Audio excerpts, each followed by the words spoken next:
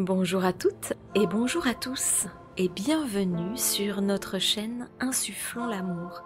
Nous sommes Sophie et Anne-Sophie et nous vous accompagnons sur le chemin de l'éveil et de la reconnexion à soi à travers nos transmissions et nos échanges inspirants.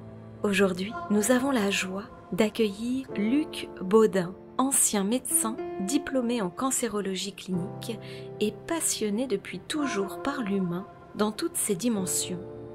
Guidé par une quête de compréhension plus profonde et globale de la santé et de la guérison, Luc oriente sa pratique vers les médecines naturelles dès le début de sa carrière, se forme à la psychologie et élargit progressivement sa vision en s'initiant aux soins énergétiques tout en étudiant les découvertes de la physique quantique. Conférencier reconnu et auteur de plusieurs best-sellers, Luc Baudin transmet aujourd'hui avec simplicité et clarté les clés d'un mieux-être profond, alliant science, conscience et sagesse intérieure.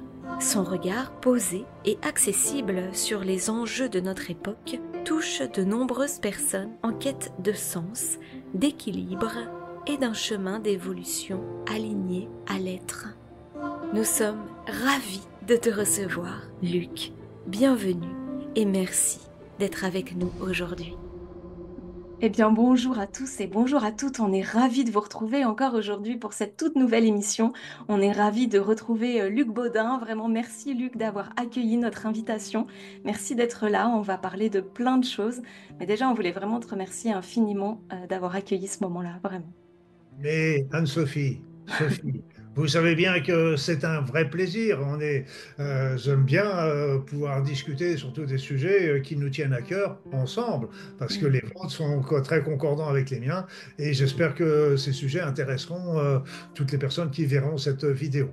Merci. Bah, on est sûr que ça va intéresser les personnes qui vont regarder.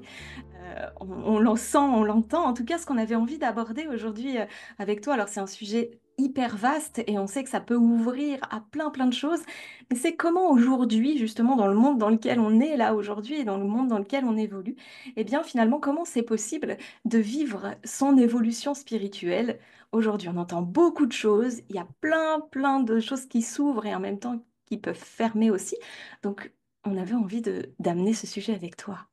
Bah, déjà, le premier point, c'est que vivre aujourd'hui, on va revenir un peu sur le mot spiritualité, qui est un peu galvaudé à toutes les sauces aujourd'hui, comme le mot éveil spirituel, c'est un peu pareil, qui est galvaudé, et donc il faut revenir un petit peu aux bases et montrer que c'est très simple. Mais si on reste sans spiritualité, c'est-à-dire qu'on reste purement dans la matérialité, je pense que notre avenir, notre société actuelle est très anxiogène parce qu'on voit évidemment que l'Occident est en train de s'écrouler, l'Europe tombe, la guerre en Ukraine, bah, l'Occident l'a perdu et ils ont beau essayer de dire tout ce qu'ils veulent, il y a des choses un peu partout dans le monde, on parle du Moyen-Orient, en Afrique, etc. Donc, sans parler de la crise qu'il y a actuellement au niveau français.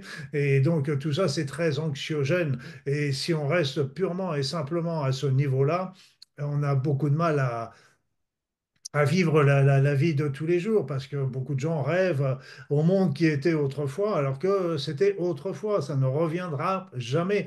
Et donc ce sera un nouveau monde qui va arriver. Alors plutôt que de pleurer, de craindre sur le futur, et si nous travaillons justement pour créer un futur qui soit positif. Et en fait, on aura certainement l'occasion d'en parler dans cette vidéo, mais c'est à nous de le créer. Et parce qu'en fait, les personnes qui représentent l'argent, la fortune, la finance, la politique, le pouvoir, etc., représentent que, allez, je vais être gentil, si je dis 5% de la population mondiale, c'est très généreux. Et 95% de la population, moi je l'ai vu quand j'avais j'avais déjà, il y a bien longtemps, où j'avais fait un tour du monde, où j'avais avec le sac à dos sur le dos, et j'avais vu dans tous les pays, qu'est-ce qu'aspirent les personnes, c'est de vivre en paix.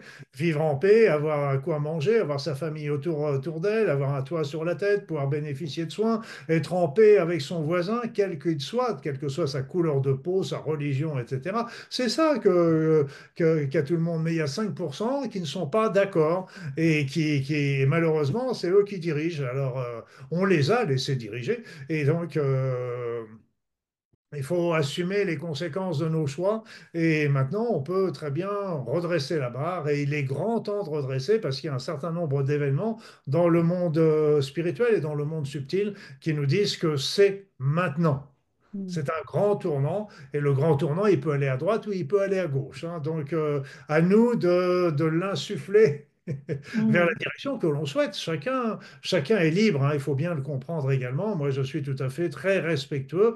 Je donne simplement mon expérience sans essayant de ne pas l'imposer. C'est toujours, on y croit tellement qu'on voudrait tellement que les autres le partagent, mais je dis toujours, c'est mon expérience et ce n'est pas forcément la vérité. C'est à chacun de trouver sa vérité, chacun de faire ses choix.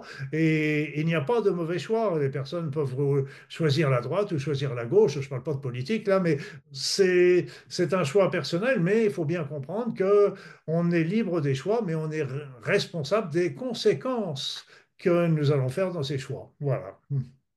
Et ça, c'est une notion qui nous intéresse beaucoup, cette histoire de choix. C'est-à-dire qu'à un moment donné, de ce que j'entends aussi, c'est que quand on fait un choix, ben, on se responsabilise aussi du choix qu'on va faire. Et en effet, il va y avoir une conséquence, peu importe, le choix n'est pas à juger finalement. C'est de savoir que quand on fait un choix, il va y avoir quelque chose derrière qui va se produire aussi. Et aujourd'hui, à la fois dans cet éveil qui est un grand mot, mais cette notion de choix peut aussi faire peur du coup, parce qu'il y a cette notion de responsabilité qui peut aussi amener de la peur chez les personnes aujourd'hui qui ont envie d'aller mieux, qui ont envie de tendre, qui tendent vers ça, et qui en même temps résistent aussi. Oui, mais ce qu'il faut bien savoir, c'est que ces choix, on l'exerce depuis notre plus tendre enfance. Tous les choix que nous avons faits dans notre vie, nous sommes la conséquence aujourd'hui de tous les choix que nous avons faits dans notre vie. Et aujourd'hui, plus que jamais, parce que la situation devient de plus en plus critique, de plus en plus importante. Mais aussi, on pourrait se dire, pendant la Deuxième Guerre mondiale, il y avait des choix aussi importants dans la population de savoir qu'est-ce qu'ils faisaient. Est-ce qu'ils étaient du côté des Allemands? Est-ce qu'ils étaient du côté de la France libre? Ou est-ce qu'ils étaient assis devant la radio en train d'écouter les nouvelles? Chacun, comme il y avait Nelson Mandela qui disait une chose très juste, et c'est pour ça que je suis très en paix par rapport aux personnes qui font des choix de laisser faire ou des choix, à mon sens, qui vont nourrir un petit peu la situation actuelle. Eh bien, parce qu'en fait, on a soit, comme disait Mandela, quand on fait un choix, soit on gagne, soit on apprend. On ne perd pas. C'est-à-dire que si on fait, entre guillemets, le bon choix, bah, très bien, on peut se dire, je vais vers la lumière, etc. Ok, bon, ok, j'ai fait le bon choix. Ce qui est relatif encore, hein. On peut en discuter longtemps du choix, du bon choix et du mauvais choix. Et puis après, si on a fait le mauvais choix pour notre ego, pour notre sécurité, pour notre tranquillité, pour rester dans notre domaine de sécurité, eh bien, on va s'apercevoir à un moment ou à un autre bah, qu'on aurait peut-être pu chausser nos bottes et essayer de faire bouger les choses favorablement. Mais là, eh bien, on aura compris. Donc, moi, je crois véritablement à la réincarnation. Et je pense que dans mes vies antérieures, j'ai dû bien faire bien souvent le mauvais choix. Et j'essaye aujourd'hui de ne pas refaire les mêmes conneries que j'ai pu faire dans des vies antérieures. Et c'est pour ça que je suis très, très en paix par rapport aux personnes qui font aussi des choix qui ne sont pas les miens, des choix qui ne sont pas les miens. Et parce que bah, il faut tout expérimenter, à mon sens. Mais là, aujourd'hui, l'expérience est importante et je dirais que l'avenir est là. Il faut penser à notre avenir, mais surtout à l'avenir de l'humanité, mais surtout à l'avenir de nos enfants, de nos petits-enfants, etc. C'est à eux qu'il faut penser, pas à nous. Surtout moi, à mon âge, je dirais qu'il y en a plus derrière que devant, mais Voilà. Mais c'est pas pour autant que je baisse les bras et que je laisse faire parce que je veux absolument aider cette humanité à avancer vers quelque chose de beau. Parce que, comme je disais tout à l'heure, on a un choix qui est un choix assez décisif malgré tout. Mm. Ouais, on arrive là à une période, en effet, où il faut y aller, quoi. Ouais. Il y a une espèce de chose comme ça, ouais. Alors, il y en a qui disent, mais je suis pas si sûr qu'ils se trompent, Mm. qu'il faut parfois chuter, tomber pour mieux avancer de l'autre côté. Et ben, moi, je me dis, faut-il vraiment qu'on s'enfonce? On a l'impression que, en écoutant les actualités, moi, je dis toujours, on peut pas aller plus loin. Eh bien, si, ils nous trouvent toujours des trucs qui peuvent aller encore plus loin, qui nous enfoncent encore un peu plus dans la peur. Or, la peur, c'est ce qui nous éloigne le plus de l'amour. Or, l'amour, c'est dans ce sentiment que nous sommes bien et heureux. Quand on est dans la peur, quand on est dans la rancune, dans la haine, etc., dans le racisme, etc., on n'est pas heureux parce il y a quelque chose en nous moi je dis souvent, c'est comme un acide qui nous brûle de l'intérieur. Et quand on est dans l'amour, d'ailleurs on le voit, tout le monde peut le voir, tout le monde le sait, quand on est dans l'amour, avec son partenaire ou sa partenaire, quand on est dans l'amour avec ses enfants, avec sa famille, qu'est-ce que ce sont des moments intenses, des moments de joie, on est bien, on est heureux, on a envie que la soirée, elle dure toute la vie. Et donc, malgré tout, le lendemain, bah, on va rechausser nos bottes. Et celui-là, qu'est-ce qu'il est con, et celui-là, qu'est-ce qu'il est bête, et celui-là, et machin. Et donc, on est toujours dans le jugement. Mm. Ça, c'est aussi ce qui nous tue. Et c'est aussi, il faut bien comprendre que ce jugement, il faut arriver, il faut mettre plus de compréhension et de tolérance avant de. Avant de. C'était une leçon qui m'a été donnée il y a bien des années parce que moi, je suis bélier. Je suis bélier. Donc, évidemment, dès qu'il y avait quelque chose qui me plaisait, la première chose à faire, c'est boum, je fonçais. Je fonçais. Et puis, avec les années, on devient, il y a l'autre qui est venu, comment ça s'appelle? Enfin, bref, il y a les expériences qui ont fait que bah, maintenant, quand il y a quelque chose qui me perturbe, je me dis, oh là, je vais laisser passer la nuit tranquille, y réfléchir, et demain, peut-être que j'y répondrai. Et je m'aperçois que le lendemain, bah, il y a eu la compréhension, il y a eu la tolérance, il y a eu d'autres éléments, et j'ai compris un petit peu pourquoi la personne avait fait ceci et pourquoi la personne avait fait cela. Et donc, il y a la tolérance, et on regarde déjà les choses d'une manière beaucoup plus, à mon sens, correcte. Et ce qu'il faut aussi, c'est très très important, et là j'insiste beaucoup là-dessus, on l'oublie un peu trop, c'est l'intégrité. Il faut toujours demeurer dans notre intégrité et donc pas faire des concessions, des compromis qui nous éloignent de notre intégrité parce que, bah oui, ça va flatter notre ego, oui, on va avoir une plus grosse fortune, oui, on va avoir une belle voiture, oui, on va passer à la télévision et et tout ça, pourquoi? Mais c'est vraiment, euh, ça nous fait du bien de t'entendre parce que c'est vraiment des choses qu'on partage et qu'on essaie de transmettre euh, vraiment autant que faire se peut. Dans cette notion aussi de choix, tu vois, ce que tu as amené, ce qu'on entend, c'est que finalement, un choix, c'est aussi quelque chose à mettre en parallèle avec par rapport à quoi on fait ce choix. Quelles sont les valeurs qui nous portent et qu'est-ce qui, là, dans l'instant présent, dans l'instant où on fait le choix, qu'est-ce qui compte le plus? Du coup, ça permet d'être moins dans le jugement par rapport à ces choix, et notamment à ces choix qu'on peut avoir fait dans le passé. Parce que parfois, on a vraiment ça dans les échanges qu'on peut avoir avec les personnes qui viennent nous voir.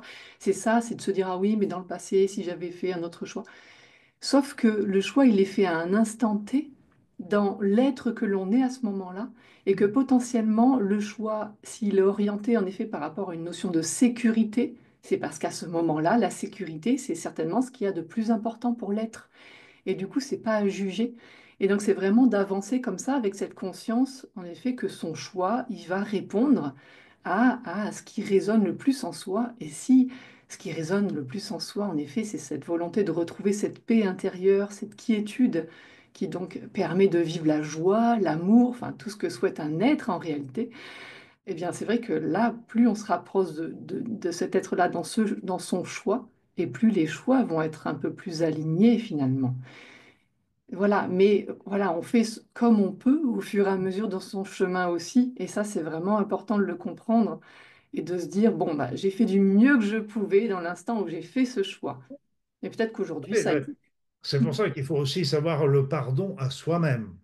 Le pardon à soi-même, parce qu'on s'est planté bien souvent dans notre vie, et bon, mais on l'a fait avec des bonnes raisons ou des fausses bonnes raisons. Mais ce qu'il faut, c'est qu'il faut bien comprendre que ça nous a appris. Ce qu'il faut voir, c'est que dans notre choix, justement, quand on a un choix, on est souvent conditionné par un grand nombre de croyances fausses. Et ça, c'est énorme. Parce que, comme disent les psychologues, on a un conscient et on a un inconscient, et c'est surtout l'inconscient qui nous dirige. L'inconscient est dominé par toutes les croyances que nous avons élaborées au cours de notre vie. Donc, et ça, c'est très important à comprendre parce que, je vais donner un exemple. Euh, on sait tous, par exemple, qu'il est important pour notre santé, on l'entend suffisamment un peu partout, qu'il faut faire attention à son alimentation, qu'il faut manger des crudités, qu'il faut faire de l'exercice, qu'il ne faut pas fumer, qu'il ne faut pas boire, qu'il ne faut pas, etc., etc. On le sait tous, on le sait tous, mais on ne le fait pas. Mm. Et donc ça, c'est qu'un petit exemple. On sait qu'on est bien dans l'amour, mais on ne le fait pas. Et donc là, c'est ce qui m'a amené à réfléchir sur cette situation qui est aussi la mienne. Et je me suis dit, OK, il est temps de travailler sur ces croyances fausses qu'on a en nous. Et tu parlais de valeurs, mais elles font aussi partie des croyances. Et donc ces valeurs, bah oui, c'est une croyance aussi quelque part, une valeur. Alors il y a des valeurs qui sont comme il y a des croyances qui sont positives. Tu y arriveras toujours, tu as du talent, tu mets de l'amour, etc. Mais il y en a d'autres qui sont complètement négatives et qui nous rabaissent. Tu n'y arriveras pas, tu es un petit, tu es nul, etc. Et donc, ces croyances, elles nous ont été on a pu les ramener de certaines vies antérieures qu'on a justement à travailler. On a été par notre éducation familiale, religieuse, les scolaires, universitaires, etc. Mais aussi, il y a beaucoup d'autres croyances qui nous ont été inculquées. Et il suffit de regarder simplement un petit peu la télé, que je ne regarde depuis bien des années, mais regarder un peu la télé, et ils nous donnent à chaque fois des fausses croyances.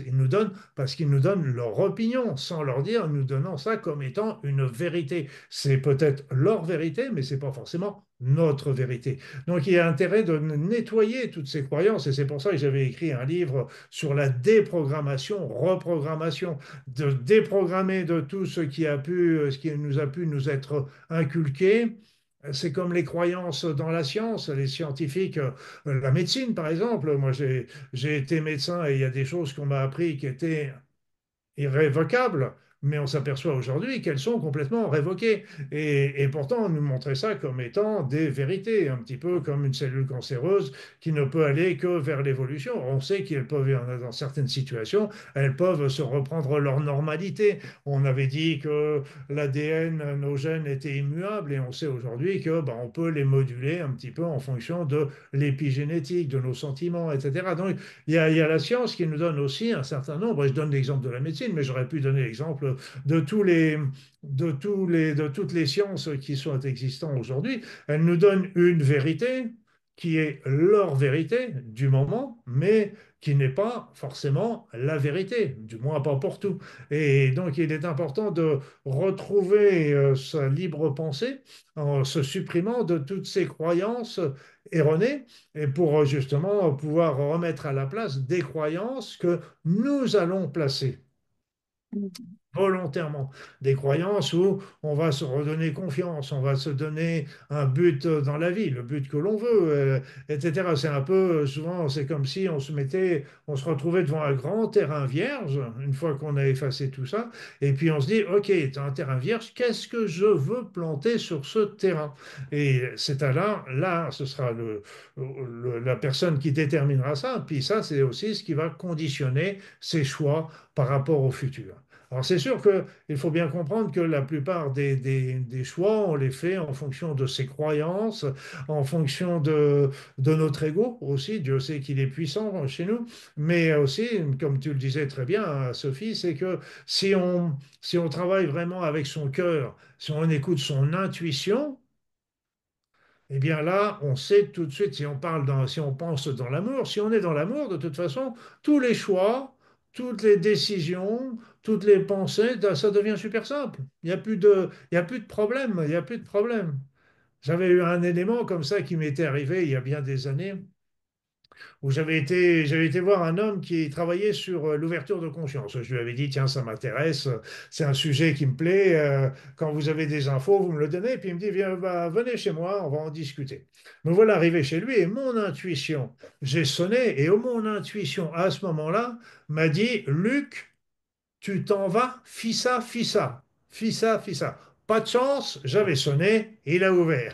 Et donc, donc on a discuté un petit peu parce que poliment, j'ai pas pu lui dire bonjour, au revoir. Et donc, au fur et à mesure de la conversation, j'ai compris qu'il voulait m'embringuer dans une espèce d'association secte, quelque chose comme ça. Mais c'était extrêmement positif parce que d'un seul coup, il me proposait que je pouvais devenir un pilier du monde. Oui. Waouh! Alors l'ego, ah bah, pilier du monde, ça c'est bon. Puis il y a l'intuition, non, tu t'en vas. Non, nanana. Bon, hein, le fin mot de l'histoire, c'est que bah, je suis parti. Et donc, disant poliment à ce monsieur que ça ne m'intéressait pas, etc. Et donc, j'ai compris par la suite que je devais être sollicité pour rentrer dans la secte du temple solaire. Voilà.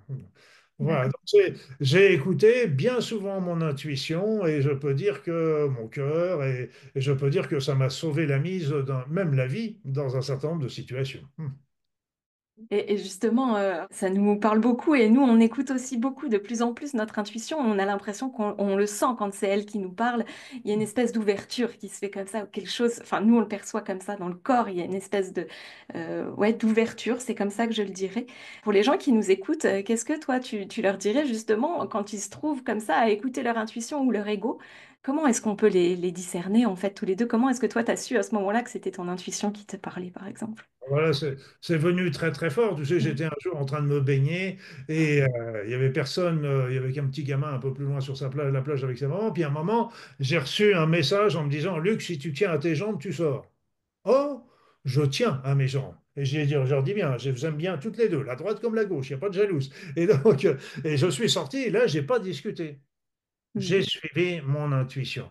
Et quand je suis arrivé sur la plage et que je me suis retourné, il y avait un requin qui passait à l'endroit où j'étais. Alors, ça, c'est des exemples puissants, mais on a des intuitions pour tout, sans arrêt, sans arrêt. Notre intuition, notre cœur ne cesse que de nous le dire. On peut, même dans l'alimentation, quand vous êtes en train de choisir un aliment plutôt qu'un autre, etc., votre intuition va vous dire, ou votre corps peut vous dire, tiens, j'ai plutôt besoin de ça que de besoin de ceci et de cela. Donc, on rentre dans une pièce, on a déjà l'intuition, le ressenti, on rencontre une personne, on a l'intuition, le ressenti, etc. Alors, ce qui est important, c'est que l'intuition, le ressenti, c'est un sixième sens, je dirais.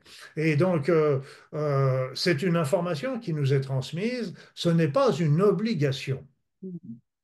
Donc ça, c'est à chacun. Là encore, on se retrouve dans son choix personnel. Je vais donner un exemple que quand vous voulez traverser une rue, vous allez regarder à droite et à gauche. Et puis d'un seul coup, vous voyez qu'une voiture arrive. Puis après ça, vous vous dites en bon français, même si vous n'êtes pas sur les clous, eh bien vous allez vous dire, bah, j'ai le temps de passer. Parce qu'elle est en train de se garer ou elle a freiné, etc. Donc j'ai le temps de passer. Donc les yeux m'ont dit attention, danger, mais moi j'ai fait le choix de passer. Et donc l'intuition, je dirais que c'est un petit exercice à faire en ce sens que faisons l'exercice de se dire, écoutons ce que dit notre cœur. Après ça, on fait le choix.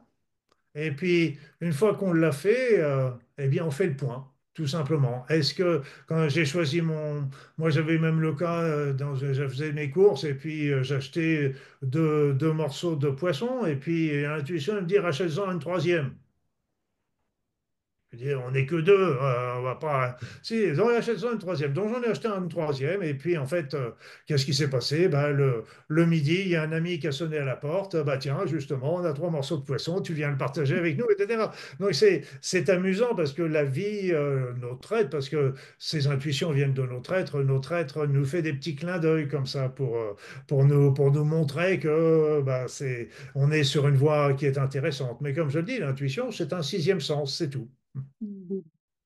Et tu vois, tu le dis très, très justement, il y a des moments où on va suivre et d'autres moments où finalement, de manière consciente, on va dire non et on va aller dans l'autre direction.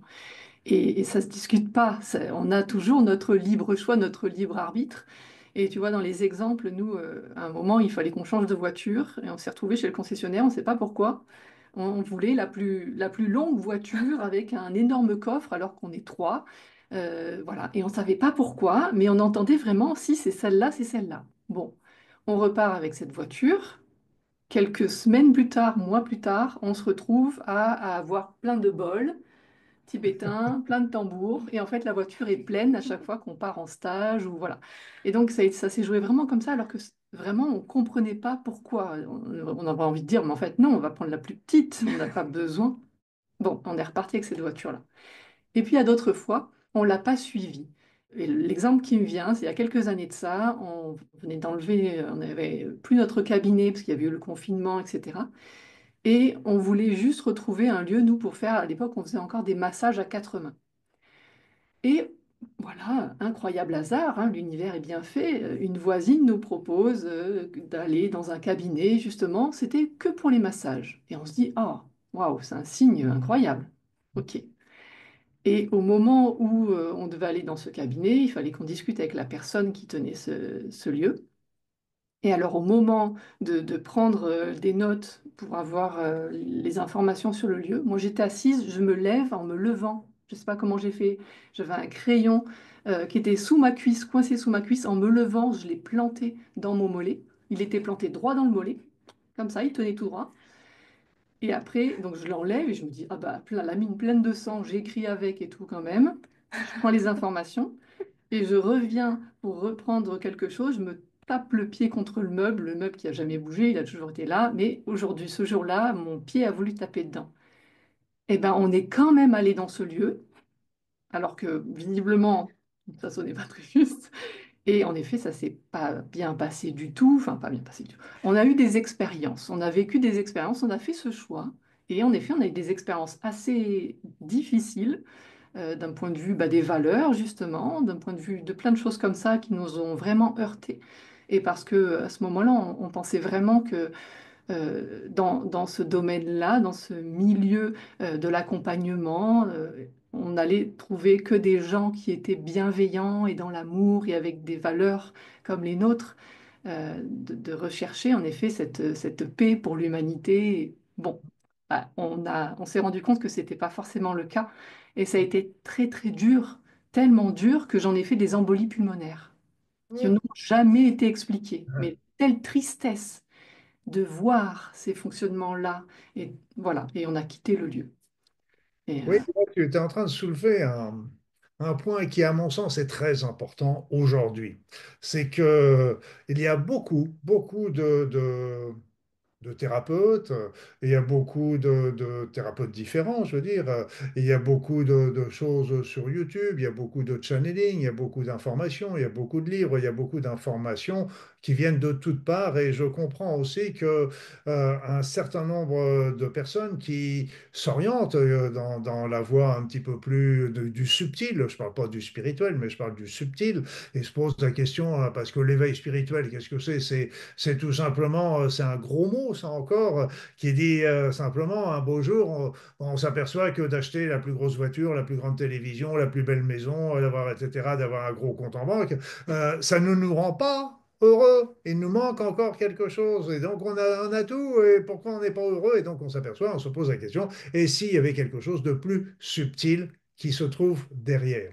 Alors, Là, d'un seul coup, on se dit, OK, mais je vais regarder un petit peu. Déjà, dans les religions, il y a diverses religions qui donnent un fondement tous dans l'amour, même s'ils se bagarrent toutes entre elles ou sur nous, mais il y a toujours l'amour qui est derrière, mais ça diverge sur les dogmes, les protocoles, etc. Il y a les personnes qui parlent, dont moi, et je me mets aussi dans l'eau, qui donnent leur opinion, mais qui est vrai, qui est pas vrai, etc. Là, on retombe également dans la notion de l'intuition, du cœur, etc. Et c'est vraiment quelque chose que j'ai beaucoup utilisé dans ma vie, c'est de suivre toujours mon intuition. Par exemple, j'ai fait beaucoup de formations en médecine naturelle. Mais pourquoi j'ai choisi telle médecine naturelle plutôt qu'une autre? Pas parce qu'elle était forcément meilleure que l'autre, c'est parce qu'elle était plus en rapport avec mes attentes, avec mes aspirations, etc. C'était plus dans mon chemin. Et là, ce qu'il faut savoir, c'est que sur ce chemin de l'éveil, on va parler, on va dire, ce qui est le mot à la mode, eh bien, dans ce chemin spirituel, c'est un chemin individuel. Là, ce qu'il faut, c'est absolument pas suivre les gourous, les maîtres, etc. Moi, j'étais autrefois un peu anarchique quand j'étais ado, ni Dieu ni maître. Aujourd'hui, je suis toujours, il y a un Dieu, je considère et je le respecte énormément, la source, mais je suis toujours, il n'y a pas de maître. Il n'y a pas de maître. Le seul maître, c'est vous. Et ça, c'est très, très important à comprendre. Les autres, c'est comme sur le chemin de guérison d'un malade.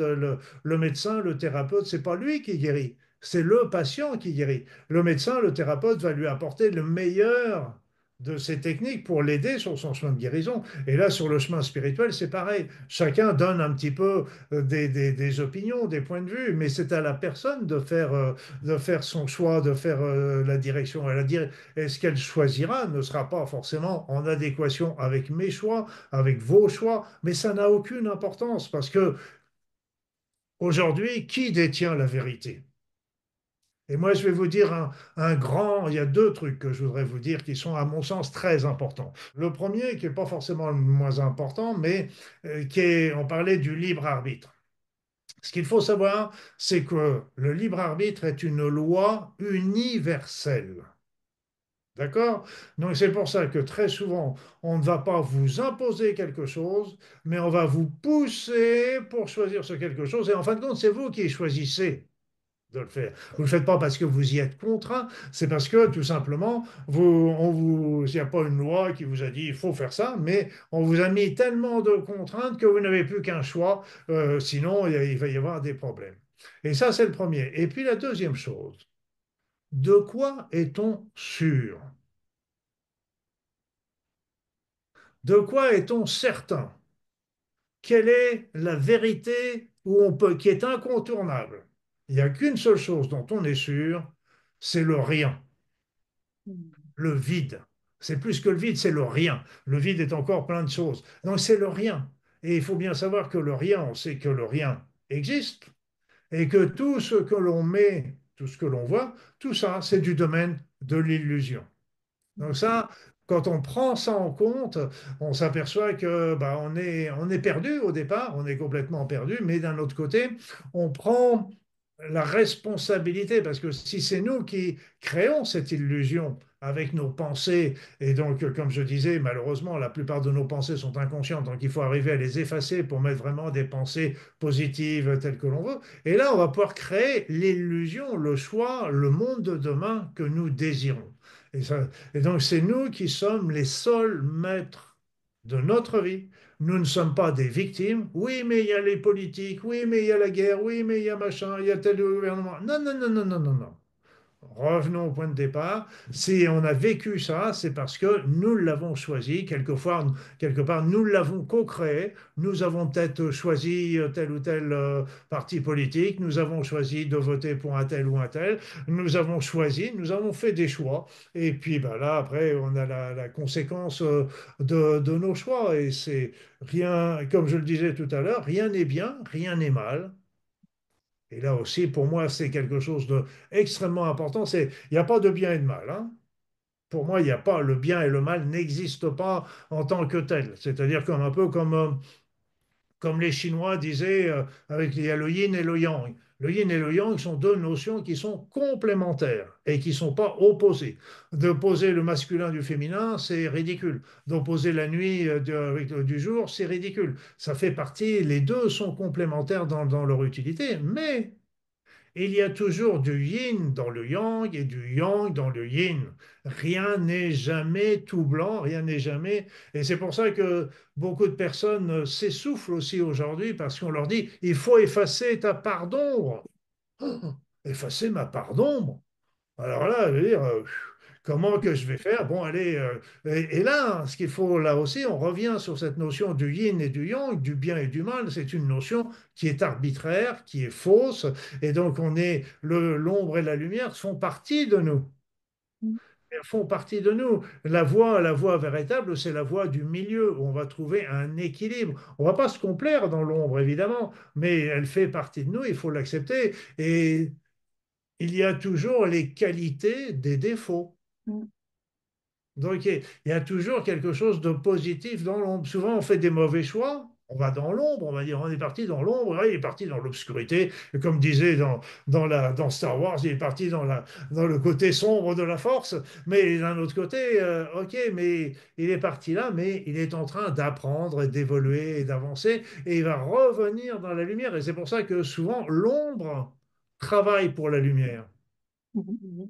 Mais bien sûr, mais c'est souvent les plus grands maîtres, finalement, s'il devait y avoir des maîtres, ou en tout cas qui orientent ou qui amènent à faire ces choix de lumière, c'est justement des personnes qui œuvrent, enfin, qui font des choix qui paraissent de l'ombre. On n'est pas OK non plus avec ça, avec ces processus-là de dire le bien, le mal, tout ça. Pour nous, ça n'a pas de sens parce qu'on œuvre tous ensemble. La grande œuvre qu'on réalise ici sur Terre, c'est tous ensemble, de chacun de là où on en est. C'est pas juste une élite qui a choisi d'être la lumière ou des piliers du monde qui nous permettent de nous hisser quelque part. Pas du tout, c'est vraiment une œuvre commune. Et puis quand même, je te rappelle, Luke, dans Star Wars, Luke, il fait toujours le bon choix. Skywalker. Oui, oui, oui. Donc il a essayé de rester du côté lumineux, mais bon, c'est pour ça faut bien comprendre que la bagarre incessante contre notre part d'ombre, c'est un peu comme de se dire, OK, on va arriver dans une autre vibration. OK, on va arriver dans une autre vibration, mais là, on va pas arriver dans le pays des bisounours. Donc là encore, on sera encore on aura on aura une vision qui sera sans doute plus élevée. Ce sera pas trop difficile. Là, je veux dire, ce sera pas trop difficile qu'elle soit plus élevée que la mienne. Donc, quand je serai dans l'autre dimension, ce sera pas trop dur. Mais l'élément, c'est qu'il y aura toujours cette notion d'ombre et de lumière. On sera toujours dans un élément de dualité. On arrivera hors de la dualité quand on aura un peu plus encore avancé, quand on arrive dans les mondes plus supérieurs, etc. Donc, on sera toujours dans cette dualité, peut-être moins intense, peut-être, mais encore, n'en suis-je pas certain. Peut-être qu'on se rapprochera en effet de cette notion de polarité et moins de dualité où on a l'impression que ça s'entrechoque. Mais en tout cas, oui, dans ce que tu partages, tu vois, l'image que j'avais, c'est de dire si on éjecte un peu ces parts d'ombre. Et oui, alors potentiellement, on va peut-être monter en vibration, sauf qu'il y a une part de nous qui sera bien au fond toute seule, quoi. Ouais, ouais. Et donc Et finalement, cette ouais. dualité, on va la faire grandir encore plus. Et puis voilà, puis de toute façon, on ne peut pas imaginer si on reste simplement dans notre monde. Allons pas dans les autres mondes, dans la 5D, comme on dit aujourd'hui. Moi, c'est pas trop mon truc, cette expression-là. Mais si on reste simplement dans notre monde, la notion, c'est de rester toujours dans cette intégrité. Notre ombre, il y aura toujours de l'ombre. Il y aura pas, ce sera pas même une planète qui ne sera uniquement que de lumière. Ce n'est pas possible. Il y aura toujours une part d'ombre. Il faut toujours de la destruction pour pouvoir faire de la construction. Les animaux, par exemple, les lions, bah, quel est leur travail? Ah oui, mais ils tuent les petites gazelles, elles sont mignonnes, etc. Oui, oui, oui, oui, c'est vrai.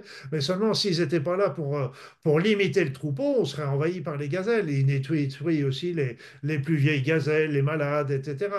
Ça permet faire un équilibre. Il y a toujours besoin de cette destruction, d'une part de destruction, mais il faut que ce soit une destruction qui soit intelligente et on va, si on veut construire un nouveau monde, à mon sens, mon opinion, c'est qu'il ne faut pas attendre la destruction de l'ancien pour construire. C'est qu'il faut commencer à placer un nouveau monde parallèlement à ça, par un esprit d'humanisme, par un esprit de tolérance, de compassion, etc. Changer les visions, les dogmes, changer les paradigmes. Et si cette vision est vraiment adéquate, au fur et à mesure, elle va prendre le pas.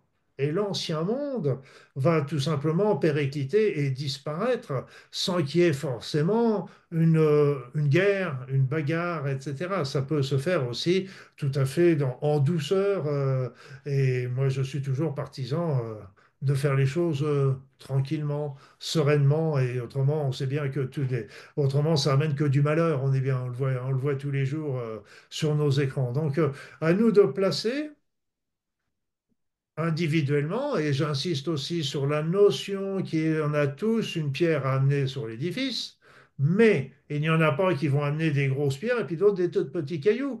Tout le monde va amener la même pierre. Il n'y en a pas des grandes et des petites. Chacun amène sa même pierre. Et si on arrive à travailler sur cette notion simplement pour nous-mêmes, avec les autres au fur et à mesure, ça va créer un égrégore, des égrégores positifs, parce que ça existe aussi, on parle toujours des négatifs, mais il y a aussi des beaux égrégores positifs, et donc et qui au fur et à mesure peut se développer, et si c'est vraiment quelque chose qui répond à l'intuition, au cœur, à l'aspiration de l'être, eh bien des êtres, je dirais, de l'humanité, à ce moment-là, l'ancien monde va tout simplement disparaître dans la tranquillité. Il a fait son temps. Il faut pas. On avait besoin de passer par là pour arriver à autre chose. Et il faut pas non plus se dire, ah, on aurait pu commencer à faire plus tôt, on aurait dû faire autre choix. Ok, non, on a fait chacun, comme on le disait, individuellement ou collectivement, on a fait des choix qu'on pensait justes au moment où on les a fait, même si on a fait des erreurs. Mais c'est pas grave, on a appris. Mm. Et tu vois, je pense à ton partage là sur, par rapport aux animaux et au lion qui va manger la gazelle, etc. Et dans notre vision à nous, mais parce que justement derrière, c'est une croyance, un conditionnement. On a cette croyance de séparation, de pensée aussi, parce qu'on nous l'a appris comme ça avec les sciences qui aujourd'hui reviennent dessus, mais avec cette notion que ben, c'est la loi du plus fort finalement, celui qui domine, etc. Et en fait, ce qu'on peut observer aujourd'hui, et ce qu'on comprend pleinement avec la nature notamment, et donc cette vie sur Terre, comment elle se joue, c'est qu'on n'est pas dans de la séparation et la loi du plus fort, on est dans de la coopération. Dans de la coopération, parce que tout simplement, comme tu le dis, et je ne sais pas si tu connais, il y a une histoire comme ça, mais c'est une histoire vraie, qui explique comment finalement, quand on remet des loups dans un lieu, eh bien, ça va changer le cours d'une rivière. Et c'est véridique, tout simplement parce qu'en effet, toutes les proies des loups ont donc grandi et elles étaient très croissantes. Il y avait beaucoup trop finalement d'individus de cette espèce-là. Eh bien, ils ont mangé dans la plaine, ils ont mangé toutes les herbes, ils ont arraché tout ce qu'il y avait autour du lit de la rivière. Le lit de la rivière a changé de place, il a bougé, il y a eu des conséquences aussi sur les humains qui avaient leur ville plus bas, etc. Et donc, ça a eu plein de conséquences qui étaient pas très glorieuses sur l'humanité, mais aussi sur la rivière, sur tout ce qui était autour. Ils ont réimplanté les loups sont revenus. Et donc, ils ont à nouveau pu réduire la quantité de ces espèces-là qui venaient détruire finalement, en étant trop, toutes les herbes, etc. Eh bien, le lit de la rivière a retrouvé son cours et il a été à nouveau maîtrisé et contenu. Donc il y a vraiment cette valeur-là de compréhension, c'est qu'en effet, chacun a sa place, chacun tient sa place du mieux qu'il peut, et ça c'est juste parfait. Et la nature nous le montre parfaitement. La nature, elle n'a pas perdu sa connexion avec l'essence de notre planète. L'humain s'en est éloigné pour plein de raisons, mais aussi pour vivre l'expérience finalement de ce possible retour à la compréhension de ce que c'est de vivre sur la planète Terre. Et en tout cas, les animaux l'ont pleinement compris. Ils se régulent. Ils ont Mm. cette compréhension-là et dans la justesse, pas dans l'excès. On ne tue pas pour tuer, on tue pour manger. Exactement. Il n'y en a pas beaucoup. Il y a quelques espèces qui tuent pour tuer, mais c'est du domaine du rare. Mais c'est pour ça que la notion de l'évolution de l'être humain ne s'est pas basée sur uniquement la compétition. Oui, il y avait de la compétition, on est bien d'accord, mais il y avait beaucoup de coopération. Et la meilleure preuve que je donne souvent, c'est la première cellule. Comment s'est créée la première cellule? On pense qu'en fait, il y avait plein d'organites qui étaient dans l'eau, dans des flaques d'eau, etc. Puis il y a eu une grande sécheresse. Une grande sécheresse et donc bah, évidemment la flaque d'eau allait disparaître et tous les organites allaient mourir. Donc si on n'était que sur la compétition, ils seraient tous bouffés les uns les autres pour essayer de rester les derniers et pouvoir tenter de survivre avec le peu d'eau qui restait. Mais en fait, c'est pas ça qui s'est passé, c'est ils se sont regroupés pour créer des mini-aquariums. Les mini-aquariums, donc une membrane avec à l'intérieur différents organites certains vont produire de l'énergie, d'autres vont se charger de faire entrer la nourriture, d'autres vont charger d'éliminer les déchets. Et ça, c'était la première cellule. Nos cellules sont formées d'organites, et on le voit bien d'ailleurs. Il y a un certain nombre d'organites, quand on les regarde au microscope, qui ressemblent étrangement à des bactéries, à des éléments comme ça, Et donc il y a vraiment une coopération. Et la destruction, comme je le disais tout à l'heure, c'était soit pour limiter, pour équilibrer. Et on le voit bien aussi en Australie, avec tous les déséquilibres qui ont pu réaliser au niveau de la faune et de la flore et commence à apporter des catastrophes environnementales à tous les niveaux. Donc l'univers, la nature est bien équilibrée et nous, avec nos gros sabots, eh bien, on va lui dire comment qu'il faut faire, mais on n'y connaît rien parce que même la manière dont fonctionne la nature, les végétaux, les animaux en Europe, eh bien, ne fonctionne pas pareil en Afrique et ne fonctionne pas de la même manière en Australie. Et c'est pour ça qu'en Afrique, par exemple, on a clôturé ce qui a empêché la transhumance des espèces, etc. Alors que chaque espèce bougeait et chaque espèce mangeait la végétation, mais à un niveau différent. Il y en avait qui mangeaient sur le sol, d'autres à l'intérieur, les girafes qui mangeaient tout en haut, etc. Mais elles passaient. Elles ne faisaient que passer, mais si elles restent toujours au même endroit, là, ça apporte des destructions des végétaux et bien sûr une désertification.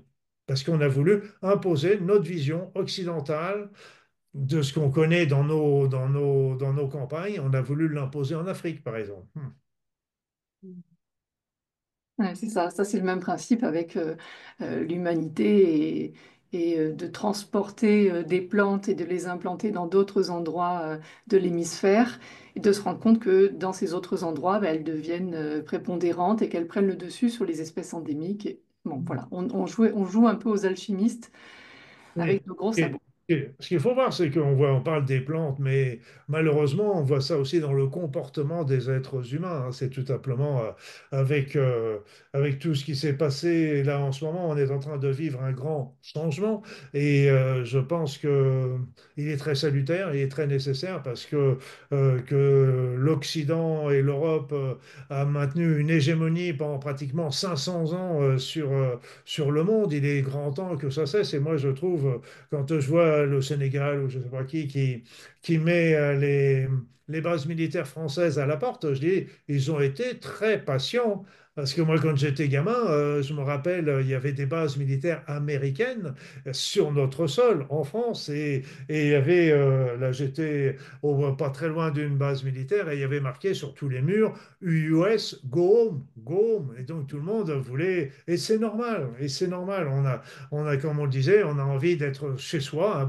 Et c'est pour ça que le problème d'immigration, c'est évident que si moi j'étais africain, nord-africain, que j'étais j'étais dans la difficulté, etc., je rêverais de venir m'implanter en France, même si je ne gagne pas des sommes fabuleuses, mais au moins je gagnerais ma vie. Et donc, plutôt que de vouloir réguler tout ça, et si on aidait tous ces pays à se développer? Donc, un petit chez soi vaut mieux qu'un grand chez les autres. Et c'est là la solution véritable, plutôt que de mettre des grilles et des barrières, etc. Ce que je comprends, on ne peut pas non plus laisser 500 millions d'émigrés en Europe, mais il faut réfléchir à la cause de leur départ. Et eux, c'est simplement, on revient toujours sur la même chose, pouvoir avoir un toit sur la tête, pouvoir avoir de quoi manger, avoir, etc. C'est ça ce qu'ils cherchent. Et l'argent qu'ils gagnent en France, ils vont l'envoyer dans les pays pour aider leur famille. Et on en ferait la même chose. Et donc, aidons-les à se développer là-bas. Et, et on verra que le programme d'émigration viendront ceux qui veulent, bien sûr, ils sont toujours les bienvenus. Moi, je suis très pour une population mélangée, multirail. La France a toujours été une terre d'accueil, mais ce qu'il faut, c'est, faut pas que ce soit non plus une invasion, c'est autre chose. Donc, Mm. trouver le juste milieu. Pas Mm. facile, hein. Moi, il y a des fois, j'aimerais pas être gouvernant, hein. C'est sûr. Et tu vois, dans ce que tu partages, on retrouve encore cette notion d'observer l'extérieur. Et finalement, tu vois, quand tu parlais de cet exemple, de cette situation où il y a quelque chose qui t'a heurté, il y a une situation qui est venue un peu, et tu te dis, bon, bah, quand tu étais plus jeune, tu réagissais un peu plus parce que bélier. D'abord, on fonce, après, on réfléchit. Ma maman est bélier, c'est pour ça que je dis ça. Ma maman, elle fonce toujours. Après, elle réfléchit, peut-être. Mais en tout cas, c'est vraiment ça, c'est d'observer, de prendre ce temps, d'observer et en effet, dans cet axe de la compassion, finalement, de comprendre la posture de l'autre et la position de l'autre, de comprendre ce qui se joue en face.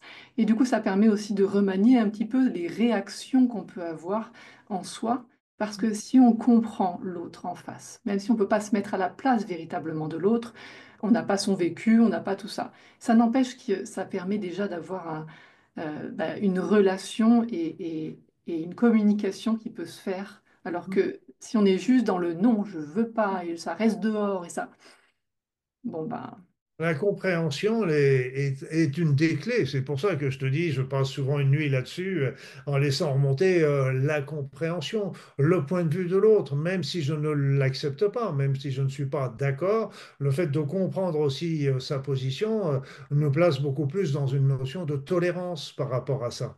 Et voilà, et peut-être que c'est un peu comme la personne qui va nous doubler en voiture et qui va nous faire une queue de poisson. Donc on va commencer à l'insulter, ouah, machin, etc. Et puis après ça, il faut être dans la compréhension et se dire peut-être que cette personne, elle est en train de rouler très vite parce qu'il y a son fils qui est accidenté, qui est à l'hôpital et qu'il essaye de rejoindre. Et puis autrement, est-ce que moi, en conduisant, j'ai jamais fait de queue de poisson à quelqu'un? Est-ce Mm. que j'ai jamais fait de queue de poisson à quelqu'un? Et on s'aperçoit, bon, à un seul coup, on se calme et puis voilà, bon, on le laisse passer parce qu'il visiblement il a des choses urgentes à faire et puis voilà, tout va très bien. Ça, c'est ce qui se passe avec les années. Ça se passe pas toujours au début, hein. Au début, c'est pas toujours comme ça. Mais bon, c'est. Moi, je riais quand j'étais étudiant parce que j'avais une vieille de chevaux. Donc évidemment, quand je rendais à l'université, à la ville, il y avait toutes les voitures qui me doublaient parce que je roulais péniblement, il n'y avait pas de limitation de vitesse, etc. Donc, mais je roulais péniblement à mes 80 km/h, même pas en montée. Et donc, mais je riais parce que quand j'arrivais à Rouen, là où je faisais mes études, dans les premiers feux, je retrouvais toutes les voitures qui m'avaient doublé. L'histoire du lièvre et de la tortue, hein. Donc, je me dis, on prend des risques en doublant dans certaines situations, alors qu'en fin de compte, on retrouve tout le monde à l'arrivée. Donc c'est tout ça pour dire qu'il y a beaucoup la notion de compréhension, de tolérance, de partage. Et beaucoup de personnes me disent, oui, donc tu prêches pour l'amour, etc. On sait bien, hein, quand on est dans l'amour, on a vécu tous l'amour, on est bien dans cette notion-là, mais on ne peut pas y être tout le temps. Ça, Bienvenue au club. Bienvenue au club. On essaye tous, on rame pour essayer d'y être le plus possible dans nos pensées, dans nos paroles, dans nos actions. Mais beaucoup de tolérance aussi pour nous-mêmes, parce que il y a vraiment les vieux réflexes qui ressortent. Quel con celui-là! Et donc, c'est des vieux réflexes. Puis d'un seul coup, hop, on reprend la phrase et puis on envoie plein d'amour. Mais bon, il y a quand même le réflexe qui a dit. Donc, ce qu'il faut, c'est se dire, bon, commençons par des choses simples. Mm. Comme tu disais, Sophie, on va commencer par la compréhension, la tolérance, le partage, l'équité, la justice, l'intégrité. Tout ça sont des valeurs qui sont relativement faciles à mettre en place. Si on reste dans son intégrité, déjà, c'est extrêmement important. En plus, on peut se regarder dans la glace le matin et en disant pas, ça, j'ai fait ça, mais bon, etc. Et puis, au fur et à mesure, progressivement, on va ouvrir sur d'autres avec l'empathie, la compassion, etc. Et donc, tout ça, ça va nous amener tranquillement vers des pensées qui vont être de plus en plus élevées et de plus en plus dans l'amour. Et ce qui se passe, c'est amusant, c'est que et beaucoup de personnes, elles me disent, oui, mais comment qu'on fait pour élever son niveau vibratoire? Qu'est-ce que je dois manger? Et qu'est-ce que je dois boire ou pas boire? Qu'est-ce que je dois faire? Qu'est-ce que je dois pas faire? Etc. Qu'est-ce que je dois supprimer de mon alimentation? Est-ce qu'il faut que je fasse du sport tous les jours? Etc. Il y a le B à bas pour monter son niveau vibratoire. Il y a deux éléments qui sont complémentaires. Le premier élément, c'est déjà de faire un grand nettoyage de tout notre passé. Donc, solutionner tous les conflits que nous pouvons avoir avec notre passé. Donc, arrêter d'en vouloir à nos parents qui ont fait ce qu'ils ont fait, ils ont fait au mieux de ce qu'ils ont voulu, etc. Arrêter d'en vouloir à tel ou tel partenaire, etc. Arrêtez tout ça, arrêtez, parce que ça sert à rien et on traîne ça comme des boulets. Solutionner aussi donc tous les conflits actuels. Et ça, c'est déjà, on enlève les boulets qui nous maintiennent vers le bas. Et puis l'autre élément, ben, on va faire que pour monter notre niveau vibratoire, eh bien, c'est développer toutes les pensées que je dis tout à l'heure. Et plus on monte notre niveau vibratoire, plus il est facile d'être dans ses pensées, et plus on est dans ses pensées, et plus le niveau vibratoire il monte. Les deux marchent ensemble, en fait. C'est Mm. assez amusant. Et on change, et là on revient un petit peu sur le point de la question de départ, c'est qu'on change notre vision du monde.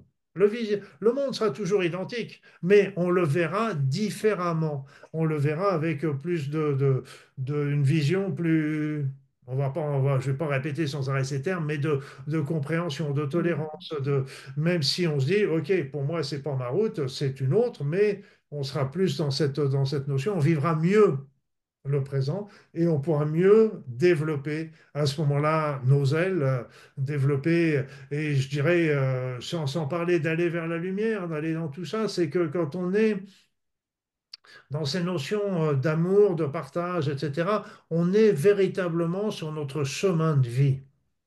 Parce que Mm. beaucoup de personnes se posent des questions de la mission. Moi, ce n'est pas un mot qui me plaît, c'est le chemin de vie qui me correspond plus. Eh bien, quand on est sur son chemin de vie, eh bien, il n'y en a pas un qui soit sans amour. Et ça, il y a toujours de l'amour. Mais là aussi, deuxième élément qu'il faut bien comprendre, le chemin de vie, c'est pas d'être un grand ceci, un grand savant, je vais résoudre le problème de la maladie d'Alzheimer, je vais diriger le monde, etc. Non, non, non, non. C'est qu'on a choisi de vivre un certain nombre de situations et avec des choix à chaque fois. Et ça, à chaque fois, le choix, à nous de le faire, de le déterminer. Certaines situations vont les qualifier d'épreuves, mais c'est nous qui les qualifions d'épreuves. D'autres vont vivre la même situation et vont la vivre d'une manière beaucoup plus sereine. C'est nous qui la qualifions d'épreuve, mais on est là justement pour la surmonter. Et c'est pour ça que le chemin de vie, quand on suit son chemin de vie, c'est pas une belle droite vers la lumière. C'est aussi, on passe par des épreuves, on passe par des éléments, mais c'est des éléments qui sont là pour nous faire grandir et avancer. Donc ça aussi, c'est important. Mais si au travers de tout ça, ben, au travers de toutes ces situations, de toutes ces épreuves, disons le mot, eh bien, on met des éléments positifs, des pensées élevées, comme on vient d'en parler, là, ça devient beaucoup plus simple pour les surmonter. Voilà. Alors moi, je vous écoute parler depuis tout à l'heure. Je bois vos paroles, mais parce que à la fois, je sens que ça vibre beaucoup, puis ça vient aussi mettre bah, aussi de la lumière et dans ce qu'on partage très régulièrement. Donc c'est chouette et j'entends vraiment ça, cette notion, et c'est ce qu'on a aussi envie de partager aux personnes qui nous écoutent, cette notion de d'oser aller finalement, qu'il n'y a pas une erreur ou une autre, il y a des choix, on vit l'expérience, c'est important. Et en même temps, j'entends l'observation en fait aussi. Vous parliez de compréhension, vous parliez de tout ça, mais d'important d'observer aussi comment est-ce qu'on on est dans cette situation, comment est-ce on s'est fait cette réflexion la dernière fois, on était en voiture aussi, et, euh, et en effet, on était dans les bouchons, et le premier réflexe qu'on a eu, c'est ah, on a râlé, on était. Et puis d'un seul coup, on s'est regardé et on s'est dit, mais qu'est-ce que ça va changer qu'on fasse ça en fait? Du coup, on a tourné vraiment la pièce d'une autre manière. On a amené du rire. On a regardé les gens en disant, bah, finalement, on est tous dans le même paquet là. Ça sert à rien d'aller hurler sur le voisin de devant ou derrière ou quoi. Et en fait, on a pris ça de manière beaucoup plus limpide, beaucoup plus joyeuse. On a ramené de la joie, en fait, aussi, dans tout ça, de l'observation, de la compréhension. Et finalement, un bouchon qui peut-être nous aurait semblé durer des heures, on a eu l'impression qu'à partir du moment où on a tourné la pièce, il a duré finalement 5 minutes. Et puis on est reparti, on était tout en joie. Et finalement, à l'intérieur, c'était hyper fluide. Et après, le tapis rouge, entre guillemets, s'est déroulé sur les synchronicités, sur les intuitions, sur... voilà. Et ça me fait aussi penser à tout ça, en fait, à toutes ces expériences qui me font me dire aussi, et que j'ai envie aussi de dire aux personnes qui nous écoutent, que être dans cet éveil de conscience, si on doit parler de ce mot comme ça, c'est rester humain, en fait. Oui, tout à fait. Bah, tu sais, pour rejoindre ton exemple, de temps en temps, tu es sur une belle route limitée à 90 et tu te retrouves derrière une voiture qui roule à 60. Bon, tu commences à râler un petit peu, mais moi, quand c'est le cas, maintenant, je me dis, je devrais peut-être remercier cette voiture parce qu'elle va peut-être m'éviter de me faire flasher pour un excès de vitesse. Donc, il y a toujours. Et puis, est-ce que j'ai besoin d'être si pressé pour arriver à mon rendez-vous? Est-ce que c'est si important d'arriver 5 minutes en avance ou 5 minutes en retard? Et donc, faut relativiser tous ces éléments. Et là aussi, tu parles de synchronicité. Pour moi, c'est très intéressant, ces synchronicités. On peut même parler des voitures. Et puis, de temps en temps, il y a sur les plaques de voitures, il y a des numéros, il y a des choses comme ça qui sont des petits clins d'œil qu'on nous donne, etc. Mais les synchronicités, il y a la question qu'on peut se poser, c'est qui est-ce qui les envoie? Voilà une question qu'elle est bonne. Je suis content que vous me la posiez. Et donc, donc, voilà une question qu'elle est bonne. Eh bien, moi, je vais vous dire qui c'est qui l'envoie, c'est nous-mêmes. Parce qu'en fait, compte notre être intérieur, il est en relation directe déjà avec notre intuition, avec notre cœur. Notre être intérieur connaît la route, la bonne route qu'on a. La bonne route, c'est pas, là encore, c'est pas un jugement, il n'y a pas une bonne et une mauvaise route, c'est simplement la bonne route, c'est celle qu'on a choisie avant de venir pour vivre un certain nombre de situations, comme je l'ai évoqué tout à l'heure. C'est là la route que nous devons suivre, parce qu'il n'y a pas de bonne et de mauvaise route, comme je l'ai dit aussi tout à l'heure, c'est simplement la route qu'on a choisi de suivre. Et quand on est sur cette route-là, on est bien et on est heureux. Et ça, c'est aussi un bon élément pour savoir si nous sommes sur notre route, de se dire comment suis-je? Est-ce que je suis heureux, heureuse? Et là, il y a beaucoup de personnes qui se sont posé la question au moment du confinement, par exemple. Il y en a beaucoup qui ont eu des réponses, qui on leur dit bah non, t'es pas heureux, t'es pas heureuse. Et puis la question subsidiaire, oui, mais qu'est-ce que je pourrais changer dans ma vie pour de nouveau être heureux, heureuse? Et c'est là aussi qui est important, parce que nous sommes venus sur cette terre non pas pour souffrir, mais pour être heureux, développer l'amour, développer, il n'y a pas de mission de vie sans amour. Je ne sais plus si je l'ai déjà dit ou pas, désolé si je me répète. Et donc, il n'y en a pas. L'amour est vraiment le conditionnement. Et comme je crois que c'est Anne-Sophie ou Sophie, non, c'était Sophie qui disait ça tout à l'heure, nous sommes tous reliés. Et là, c'est vrai, c'est que nous formons, et la physique quantique montre également que nous formons un tout. Et nous formons, et le vide est rempli d'énergie. Et donc, ce qui se passe chez l'un se retransmet chez l'autre obligatoirement. Et c'est pour ça que nous pouvons tous ensemble construire un monde nouveau parce que nous sommes tous liés, reliés un peu comme les poissons qui sont dans l'eau. ne doivent pas forcément avoir la conscience de l'eau qui les entoure. C'est l'élément qu'ils connaissent depuis leur naissance. Tout comme nous, on n'a pas conscience forcément de l'air qui nous entoure.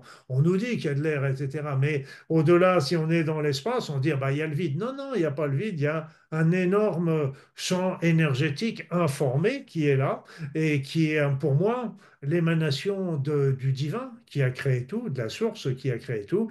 Et lui, ces énergies sont des énergies d'amour qui envoie à toute sa création pour la nourrir et la faire évoluer. Donc nous sommes des êtres d'amour qui sommes entourés d'un monde d'amour, parce que, ah bah oui, mais là, les lions, etc. Oui, oui, d'accord, mais ouais, c'est vrai que si je veux voir un lion qui est affamé, il va peut-être pas me dire la même chose que je suis en train de dire, mais je prendrai peut-être mes jambes à mon cou quand même. Mais ça n'empêche que la notion, c'est que c'est magnifique. Regardez tous ces animaux comme ils sont beaux.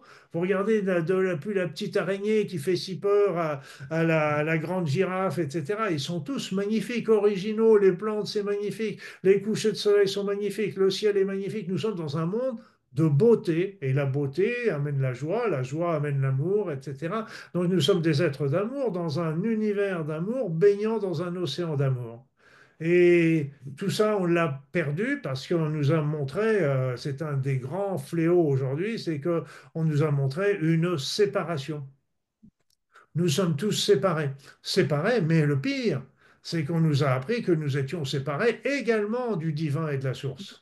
Et ça, c'est le pire, parce que oui, mais tu as fait une faute, il y a eu la faute originelle, et là, il faut que tu la payes, etc. Mais c'est des conneries, c'est des bêtises, tout ça. Et c'est qu'il faut sortir de tout ça. La faute originelle, le bon Dieu, il savait très bien, il connaît le passé, le présent, l'avenir, et comment voulez-vous que le bon Dieu soit surpris qu'Adam et Ève, un beau jour, aient voulu s'émanciper. Un peu comme les parents, ils savent très bien qu'un jour ou l'autre, leurs enfants vont arriver à l'adolescence et vont vouloir s'émanciper. C'est exactement pareil. Et donc, il n'y a pas eu de surprise, il n'y a pas eu de vengeance en disant, puisque c'est ça, tu vas travailler, les femmes accoucheront dans la douleur, il va falloir que tu travailles pour, etc. C'est nous qui avons fait ce choix, mais la relation avec le divin n'a jamais été coupé. Il est toujours là pour nous, il s'occupe toujours de nous, il nous envoie toujours de l'amour pour nous nourrir, pour nous faire avancer, pour nous faire évoluer. Sans lui, nous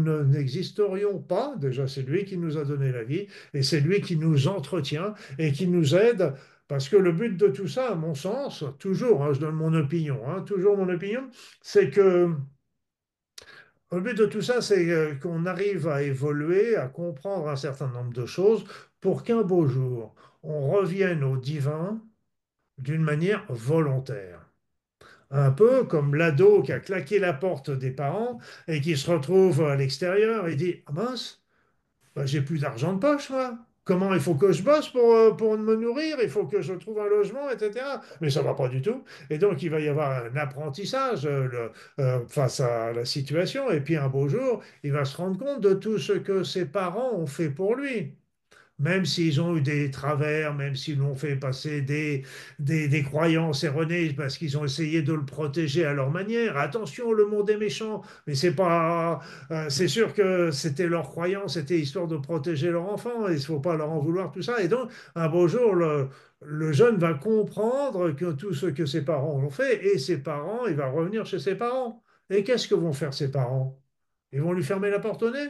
Ben non, ils vont lui ouvrir grands les bras pour l'accueillir, pour le bercer, pour le nourrir. Et le divin, il attend que ça. Il n'y a pas de jugement. Le jugement n'existe pas. Il n'y a pas de jugement. Oui, tu as fait des bêtises, donc toi, tu vas partir en enfer pendant quelques siècles, etc. Non, non, il n'y a pas de jugement. Le seul jugement qu'il peut y avoir, c'est nous-mêmes qui allons la faire sur nous. Ce sera largement suffisant. Il n'y a pas besoin d'en remettre une couche. Mais Dieu va toujours nous accueillir, quoi qu'on ait fait, quoi qu'on y ait dit, quoi qu'on ait pensé également. Dieu nous accueille tel que nous sommes. Et ça, il faut bien comprendre. Et cette séparation avec le divin est mortelle pour notre âme, en fait.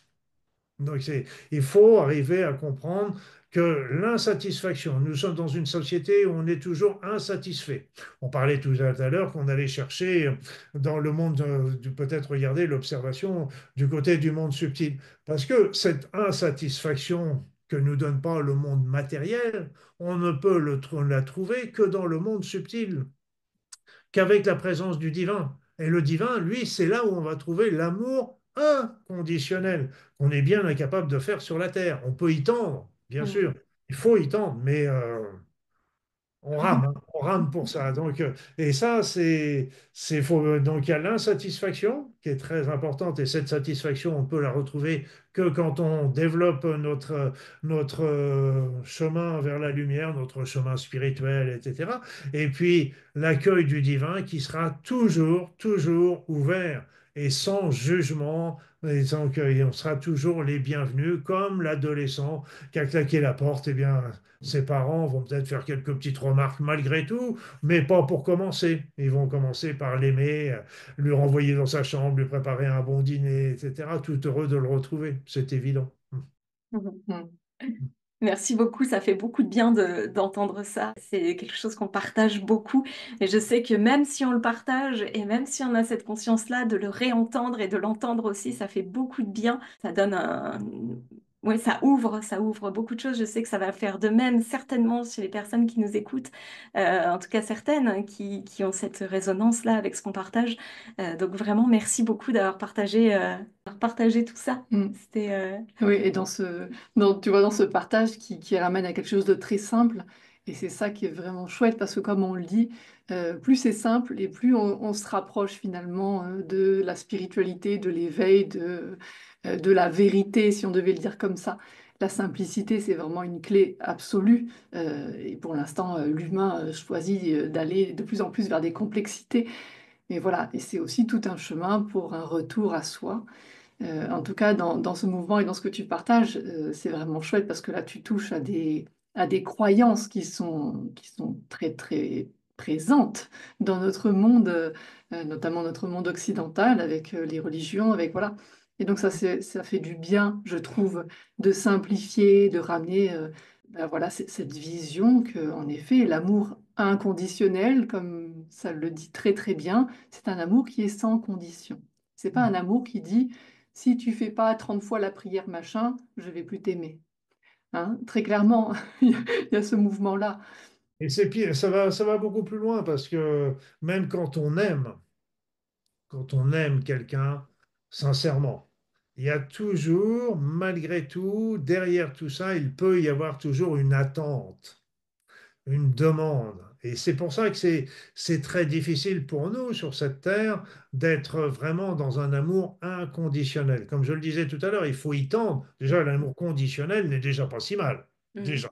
Donc il faut pas, faut déjà bien se dire que si on était déjà, même dans un amour inconditionnel, dans un amour conditionnel, ce serait déjà très bien. Et puis après ça, il faut tendre vers cet amour inconditionnel en respectant tout simplement l'autre pour ce qu'il est et non pas pour ce que nous voudrions qu'il soit. C'est tout à fait très important, et y compris par rapport aux enfants, par rapport à la vie conjugale, etc., où c'est fait de plein peu de petits riens.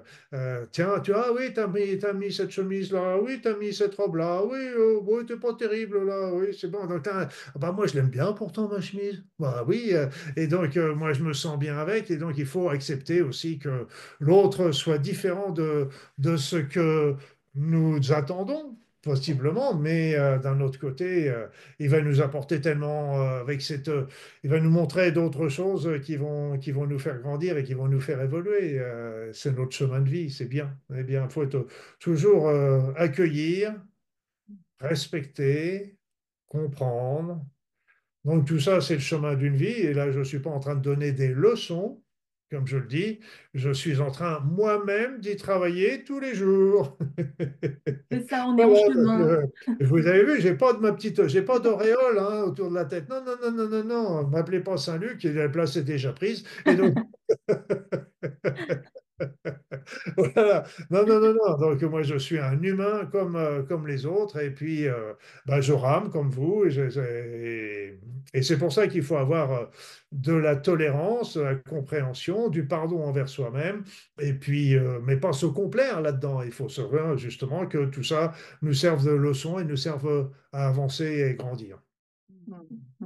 Comme comme tu le disais, c'est justement l'autre, en fait, ça nous permet d'avoir un autre prisme, un autre point de vue finalement sur notre vérité. Et c'est hyper important, C'est justement, de notre pas se... miroir. Ouais, C'est c'est ça. ça. Notre miroir. Tout Mm. comme la situation actuelle du monde, c'est notre miroir. Et là, quand je me dis ça, je dis là, tu exagères quand même avec toutes les guerres, les machins, etc. C'est mon reflet de ce que j'ai à l'intérieur. Waouh! Mm. Eh ben, j'ai du boulot, hein.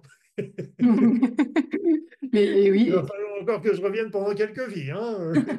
c'est ça. Et tu vois, quand tu dis ça, j'ai vraiment cette image de, c'est comme si chaque être, on était des petites gouttelettes. Et en effet, dans une gouttelette, eh bien, on a toute la vue de ce qu'il y a derrière. En fait, tout est représenté. C'est une loupe, en fait. Et tout se joue à l'intérieur. Et puis là aussi, ce qui est important à comprendre, c'est que toutes nos pensées génèrent notre avenir. Donc, souvent, il y avait une phrase qui disait, nous sommes aujourd'hui ce que nous avons pensé de nous hier. Mm. Et donc, quelle sera notre pensée de nous demain? Donc, c'est à nous de mettre des graines par des pensées en changeant les réflexes. Je veux dire, quel con je suis, mais pourquoi, qu'est-ce que je suis bête d'avoir fait ça, etc. Non, non, non, non. Je suis quelqu'un de bien, je suis quelqu'un d'honnête, je suis quelqu'un qui a de la valeur, quelqu'un qui continue de progresser. Amener toujours, la méthode Coué qui est complètement montrée du doigt, mais je pense qu'elle est montrée du doigt parce que justement, elle est très puissante, Mm. comme d'habitude.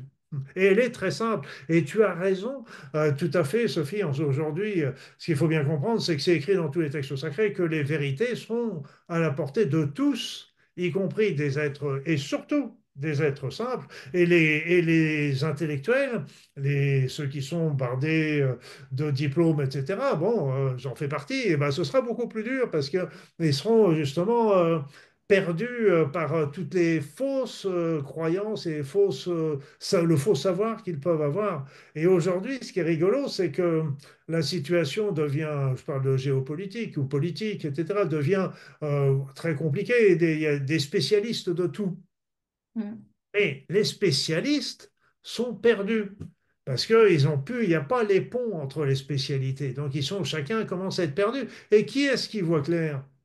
Eh bien, c'est tout simplement les personnes qui sont, je dirais, des autodidactes, des personnes qui voient les choses. C'était un ami qui disait ça, il disait, ce sont les autodidactes qui voient beaucoup plus clair aujourd'hui que nous, parce que bah, tout simplement, ils voient les situations d'une manière simple, j'allais dire basique, mais c'est pas dans le sens péjoratif du terme. Ils voient les éléments importants et ils vont en tirer. Et c'était Philippe Bobola qui, dans une interview que j'avais faite, parlait justement de ces autodidactes qui avaient une vision beaucoup plus juste de ce qui se passe aujourd'hui que peut-être nos gouvernants ou en tous les cas un bon nombre de dits spécialistes.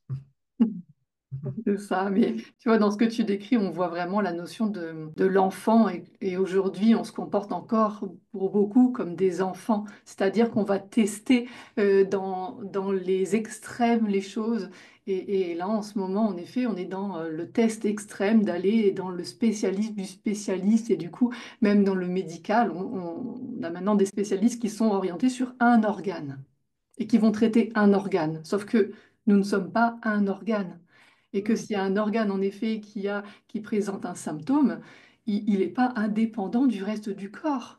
Eh oui, eh oui, eh oui. D'où la médecine qui se développe progressivement avec la médecine holistique, avec la médecine aussi, avec les corps subtils, etc. En France, on est toujours en train de se poser la question, est-ce que les corps subtils existent?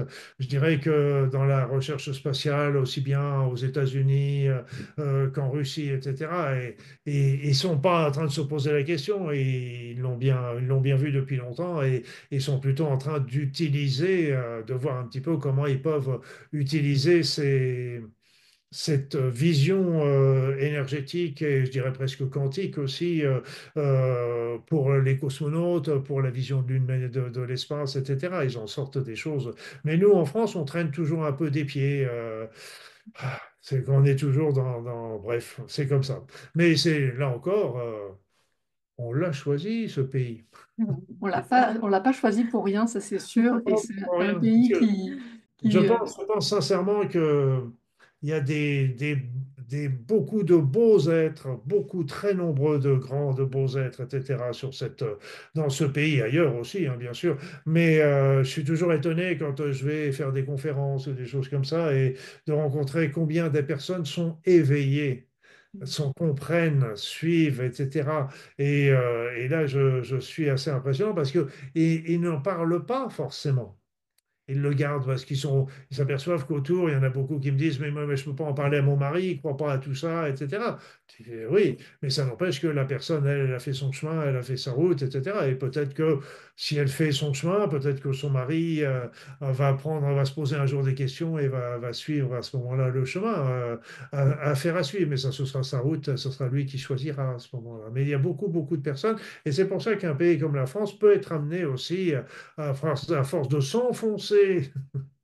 Il peut y avoir, c'est un peu comme quand on tombe dans l'eau, on tombe, on tombe, on tombe, et puis à un moment, arrivé au fond, on donne un grand coup de pied pour remonter. Je pense que ça peut se faire ici, en France, sans problème. Oui, je suis tout à fait d'accord avec toi. C'est vraiment voilà, c'est pas pour être franchouillarde, même si j'aime beaucoup mon pays, pour plein de raisons. Mais en tout cas, je pense qu'il y a vraiment cette force-là et cette noblesse dans ce pays, en effet, de résister, d'aller jusqu'au bout de ce qu'on peut faire et d'un seul coup, de switcher. Et ça, je pense qu'il y a vraiment cette puissance-là. Donc c'est Oui, oui, oui. Il y a des déclics qui se sont faits. Il y a eu le déclic aussi avec le confinement du Covid, etc. Il y a des déclics comme à un moment, il y aura la goutte d'eau qui va faire déborder le vase. On l'a vu avec, par exemple, avec les Gilets jaunes, etc., qui était un très beau mouvement, un mouvement très populaire au départ et qui était très positif. On l'a présenté, on l'a diabolisé, mais il y avait toutes les classes sociales qui étaient là, il y avait toutes les religions qui étaient là, il y avait tout le monde, français, immigrés, etc., tout le monde était là pour non pas casser, mais pour essayer de construire quelque chose de positif. Et voilà, donc ça veut dire que l'esprit gaulois est quand même quelque part. c'est ça. Exactement. Et c'est vraiment beau parce qu'en effet, c'est pas un esprit, quand il se met en mouvement, c'est pas du lutter contre, mais c'est pour créer autre chose. Et ça, Voilà, c'est vraiment important. tout à Ça fait. vient pas nourrir l'ancien, ça vient créer autre Mm. chose. Oui, oui. Ça- C'est toujours être. Là, j'ai fait une petite vidéo récemment en disant, mais quand il y avait une personne qui m'avait dit, oui, mais quand on fait une méditation pour l'amour, est-ce qu'on n'est pas en train de nourrir la guerre? Mm. Je lui dis, alors quand on fait une méditation pour la guerre, on nourrit la paix. Donc, c'est des éléments qui sont intéressants à réfléchir par rapport à ça. Mais je pense que véritablement, quand on est dans un esprit d'amour, justement, l'amour transcende tout. L'amour n'a pas d'opposé non plus. L'amour, l'opposé de la peur, par exemple, c'est l'amour conditionnel. Oui, mais l'amour inconditionnel, Mm. elle transcende tout. Et véritablement, quand on vibre dans des pensées d'amour, on n'est pas en train on n'est pas contre quelque chose, on est pour quelque chose, ce qui est différent. Hmm. Exactement. C'est ça, c'est ce grand mouvement-là. Et tu vois, tout à l'heure, tu parlais des lois universelles. Et en effet, la grande loi qui régit toutes les lois de l'univers, c'est C'est la loi de l'amour. l'amour. Bah oui, c'est ce qui chapeaute tout. Ouais. C'est pourtant simple, mais là encore, on revient sur ce que je disais tout à l'heure, c'est que on le sait. C'est Mais ça. on ne le fait pas. Et c'est pour ça que, mais je parle aussi pour moi, hein, je dis on, je suis dedans. Et l'idée, c'est aussi qu'il faut travailler sur toutes ces croyances, toutes ces propagandes qu'on nous fait croire. Il y a un petit exemple tout simple, c'est il y a les films de Marvel avec Superman, Superwoman, etc. Donc là, regardez ce qui se passe. Il y a toujours des méchants. Les méchants. Il y a toujours des méchants qui viennent attaquer la Terre pour la dominer, etc.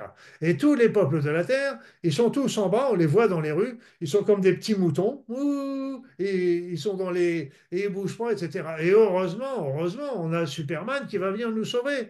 Mais là encore, c'est une image terrible parce que ça nous montre comme des nuls. alors que nous sommes toutes et toutes des Superman et des Superwoman. Et là, on veut nous faire croire que nous sommes des riens. Et c'est affreux, alors qu'on est des... C'est un peu comme l'histoire de l'aiglon qui est tombé du nid et qui est recueilli par les poules. Toute sa vie, il va regarder les aigles voler au-dessus de sa tête et il va rêver d'être un aigle, alors que c'en est un. Nous sommes des aigles, nous avons des capacités et tout ça, on est toujours en train de nous casser. Là, par exemple, la télépathie, moi, je voyais ça ça me faisait râler parce que j'étais en train d'écrire un livre sur comment développer ses talents subtils, dont la télépathie. Et puis, bah, on a des preuves de la télépathie. Et d'ailleurs, beaucoup de personnes qui vont nous regarder ont des preuves. Quelle maman n'a pas eu l'intuition par rapport à son enfant? L'intuition entre couples, l'intuition entre jumeaux. Donc, il y a plein d'expériences qui ont montré que c'est vrai. Et il y avait quand j'ai écrit ça, il y avait un article scientifique qui était sorti en disant, bon, la télépathie, ça n'existe pas. Mm. Et donc, la seule manière de faire de la télépathie, c'est de nous brancher sur un ordinateur qui va envoyer ça à une autre personne sur son ordinateur qui va être branché également et qui va ainsi recevoir notre information.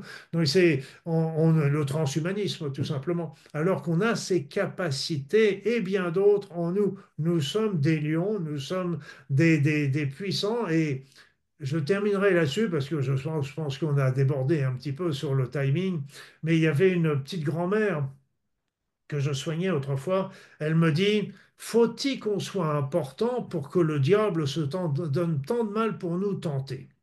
Alors laissons de côté le diable, mais si on y réfléchit, faut-il qu'on soit important en tant qu'être humain? Faut-il qu'on fasse peur à ce point-là pour qu'il se donne tant de mal pour essayer de nous contrôler, de nous rabaisser et de nous humilier quelque part? Ça montre combien, plus ils insistent pour nous rabaisser, plus ça montre combien nous sommes importants. Parce que si on était sans valeur, on serait comme des petits cailloux sur le bord des routes, on s'en ficherait complètement. Mhm. C'est vrai, C'est vrai. c'est très juste, c'est vraiment très très juste.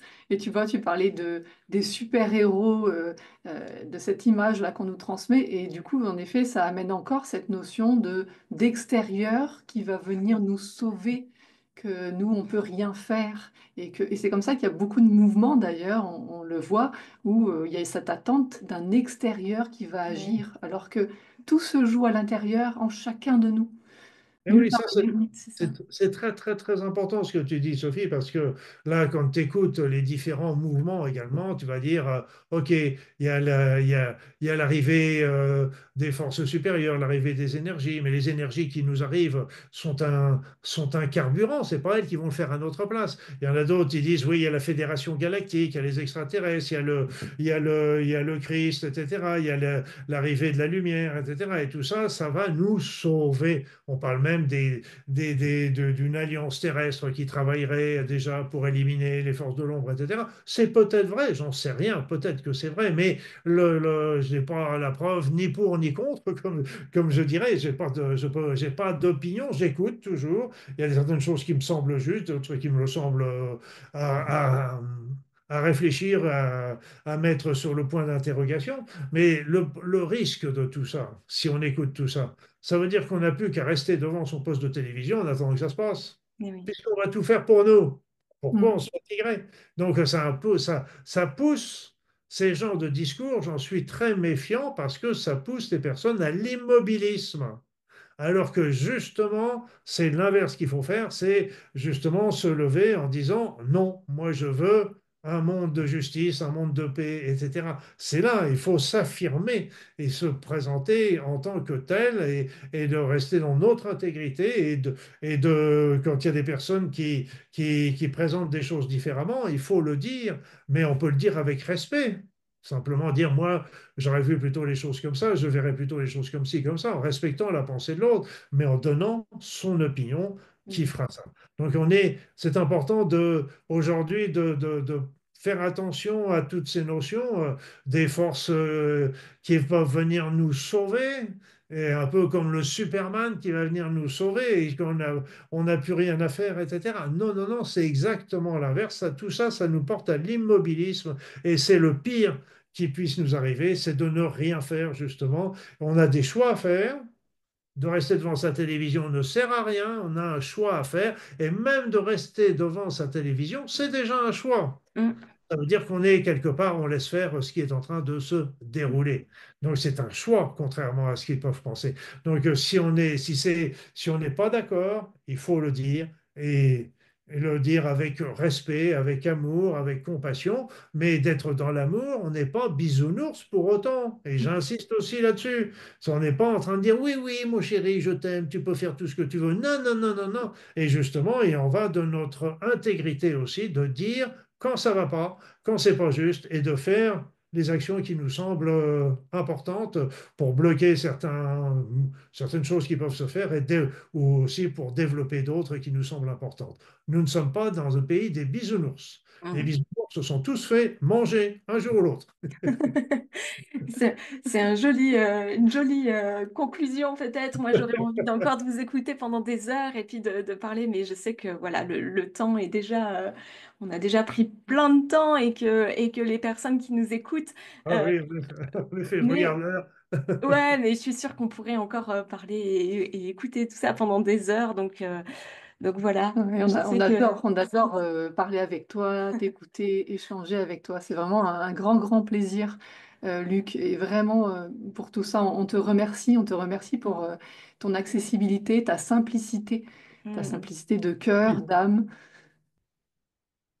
Tu sais qu'une interview, ça se fait à deux, enfin à trois, là. Et c'est les deux vont ensemble, ça peut, ou les trois vont ensemble. Si je prenais votre couple plus par rapport à moi, et donc c'est toujours, on, on ne fait jamais de vidéo pareille, même sur des sujets semblables.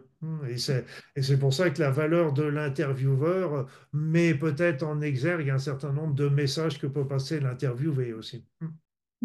Alors, c'est un Ouais. grand honneur et un grand bonheur de mettre en valeur justement toute ta vision dans cette grande humilité que tu portes. Et ça Mm. fait vraiment du bien, je trouve, dans ce domaine de l'éveil Ouais. spirituel. Eh oui, je vais terminer là-dessus, mais je dis sans arrêt que je termine et je continue. Mais bon, bref, Ouais. on va finir par terminer. On va bien finir par terminer. Je vais terminer par trois mots. Paix, amour, paix, amour et espoir. Voilà, c'est tout. On peut le mettre dans l'ordre qu'on veut. Voilà, paix, amour, espoir, ça va remplacer ce qui est écrit sur, sur le fronton des mairies, égalité, fraternité, Mm. etc. Et ça a beau être écrit sur le fronton, c'est pas pour autant que ça a été suivi de réalité. Voilà. Donc paix, amour, espoir. Espoir, mais parfait, c'est l'espoir, c'est justement ce que je ressentais et ce que j'avais envie de partager aussi avec ces partages, cette interview, il y a beaucoup d'espoir.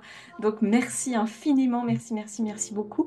Les personnes qui nous écoutent vont pouvoir te retrouver, on mettra tous les liens dessous la vidéo pour que les personnes puissent te retrouver, même si je pense qu'il y en a beaucoup qui te connaissent parmi les personnes qui nous écoutent, de retrouver aussi tes œuvres, tes livres, ce que tu as écrit, la chaîne YouTube, enfin bref, tout sera marqué sous la vidéo pour qu'on puisse te retrouver. Et encore une fois, bah, ça a été un honneur pour nous.